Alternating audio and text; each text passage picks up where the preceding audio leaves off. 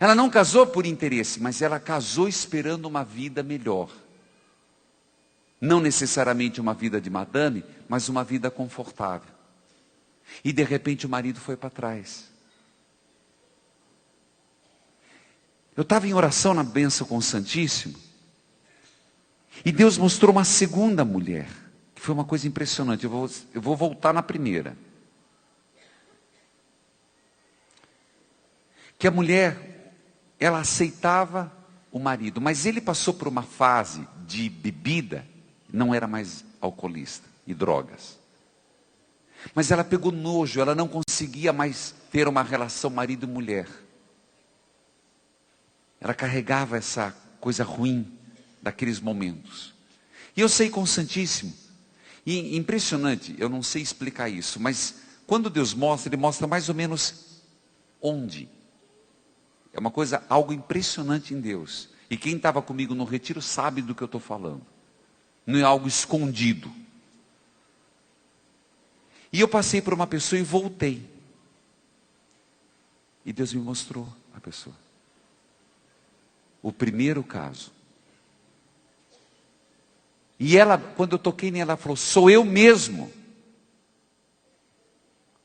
Eu dei a volta, e isso era umas 9h40 da noite, 8h40, era para terminar 9 horas. Eu acabei terminando quase 10, a benção. E quando eu passei para o outro lado, eu fui para frente e voltei.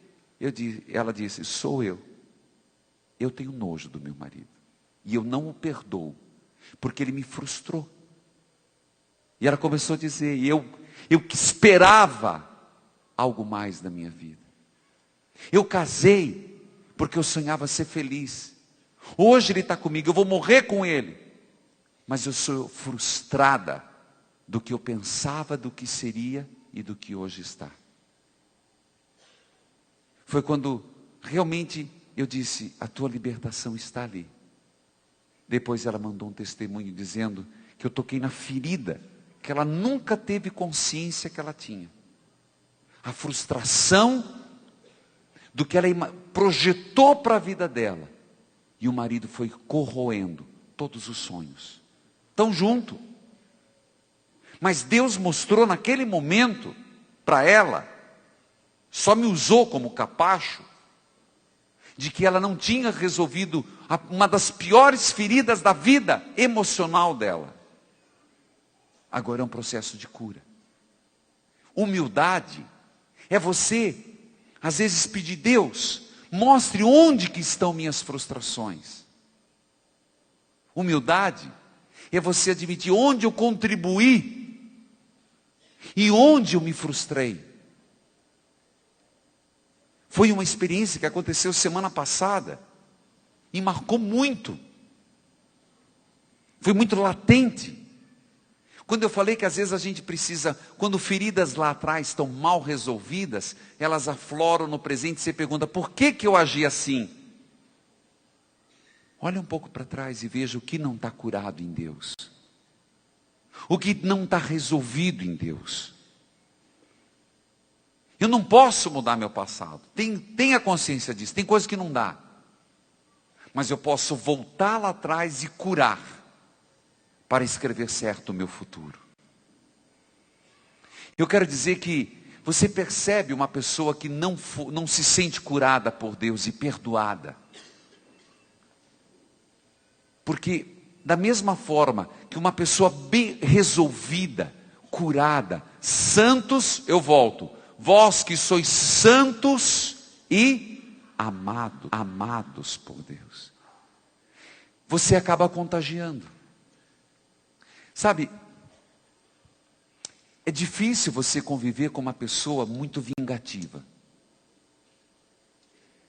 Você percebe uma pessoa que a convivência é muito difícil, seja no seminário. Eu acho que o Papa Bento XVI, até o Francisco começar a escrever, eu vou citar Bento XVI, é o que eu leio, li muito, continuarei lendo, e acho um homem nobre, grandioso e humilde, o Papa Emérito, porque só uma pessoa muito grande na fé seria capaz de fazer o que ele fez. E ele dizia assim: o pecado, um dos grandes pecados, e uma das grandes falhas da igreja é não perceber o pecado dentro da igreja. Eu diria que uma das grandes falhas nossa é não perceber o pecado dentro de nós, dentro de nossas famílias. Porque uma vez não reconhecendo os nossos erros, e não reconhecendo os erros dos outros, se nós não temos consciência da nossa fragilidade, nós somos poucos e muito poucos compreensivos com a falha do outro. Eu ergo meu nariz, eu sou o tal, eu, então qualquer falha do outro é muito grande. Você compreende? Quanto mais você estufa teu peito, e você se acha mais dom, eu sou grande, eu sou bom, eu sou inteligente. Qualquer falha do outro, diante da minha arrogância e soberba, ela é intolerável. Mas na medida em que eu tenho humildade de reconhecer a minha fragilidade, de me conhecer, de ter consciência do quanto eu sou pequeno, consciência de quanto eu sou frágil, a fragilidade do outro não me assusta. O erro do outro se identifica com o meu. Então eu sou tolerante, misericordioso, sou humano. Não reconhecer isso nos faz prepotentes, nos faz e cria um ambiente extremamente ruim de convivência. Você percebe quando a pessoa não é resolvida. Quando eu falo resolvida, é curada.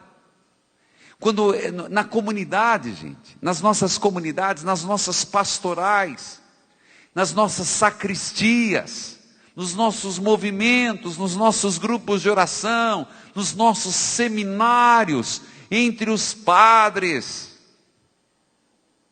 Isso aqui acontece muito, viu? Demais.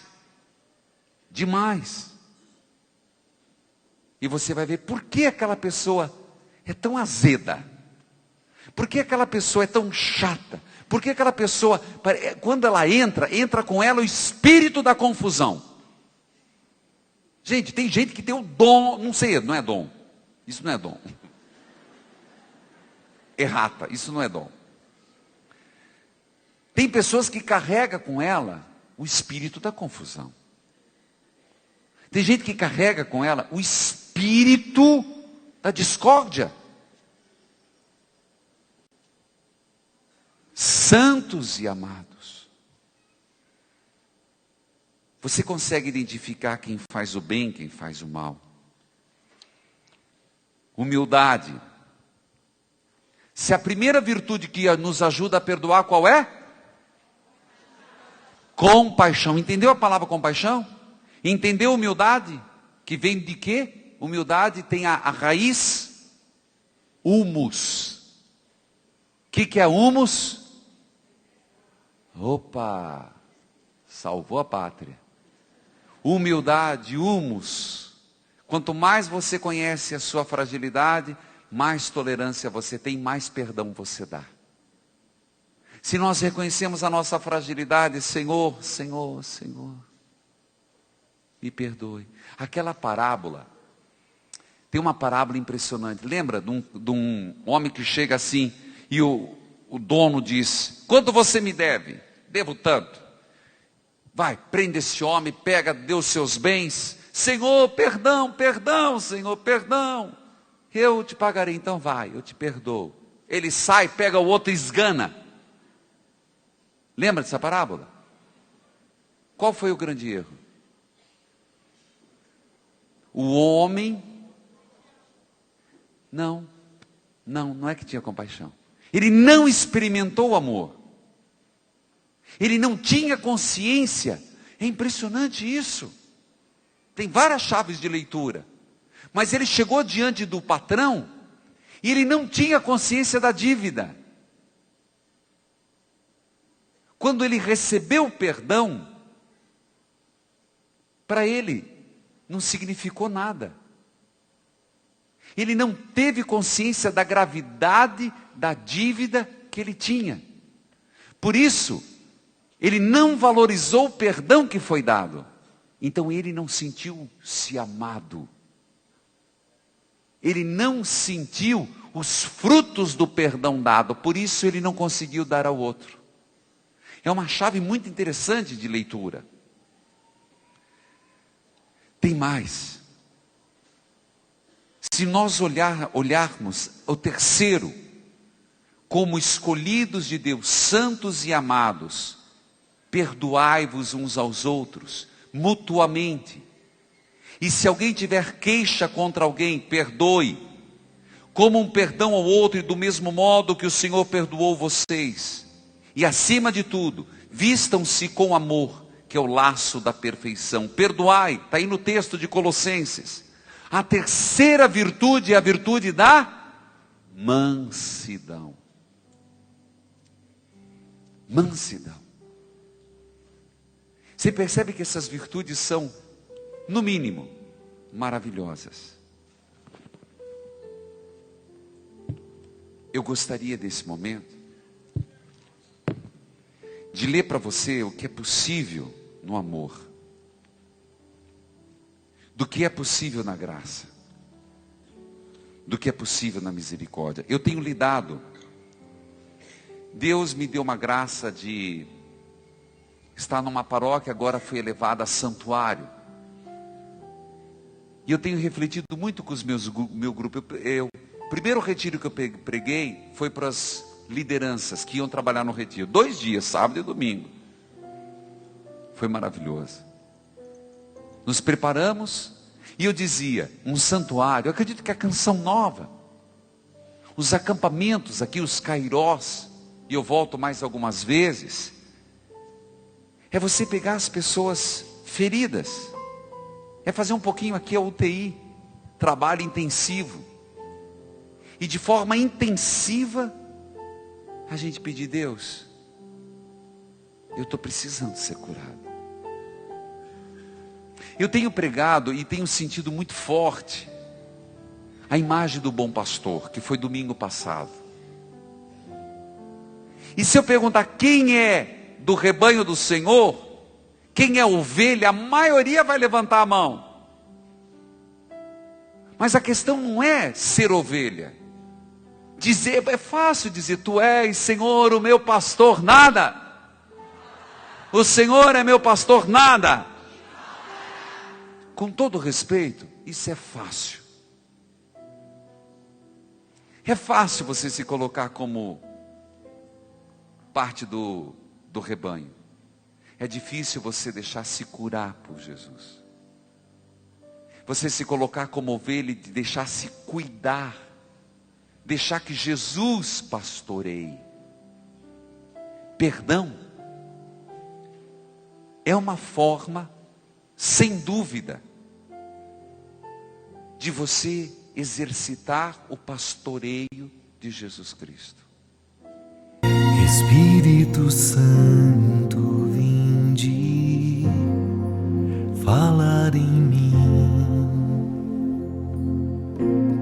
Espírito Santo, vinde orar em mim.